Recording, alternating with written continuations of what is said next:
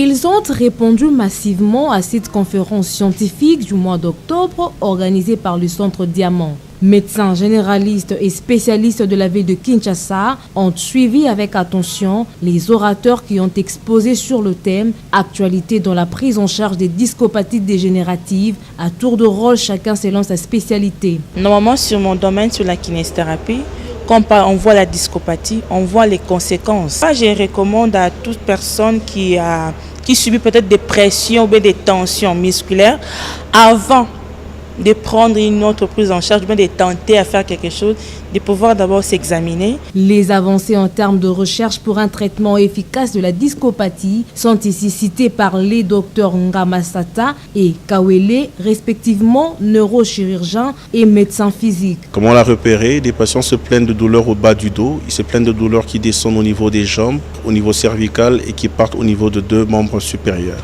Alors leur traitement n'est pas très compliqué. Aujourd'hui, environ 60% de ces patients sont traités médicalement par un traitement bien conduit. Et si ça ne marche pas, on fait de la kinésie ou des infiltrations. Environ 20% de ces patients sont opérés. Et actuellement, on a ramené de nouvelles techniques qu'on appelle le DIVA, qui est un dispositif intervertébral autonome pour opérer les hernies discales. Et pour les canaux lombaires étroits, on a des dispositifs qu'on appelle les FFX, les caches facétaires qu'on opère, qui marchent très bien. Nous attendons les SpineMed qui est à venir bientôt. Mais aussi, on a un autre matériel qui est utilisé aux États-Unis. C'est la technique ou la méthode de Cox. Ça, c'est une table.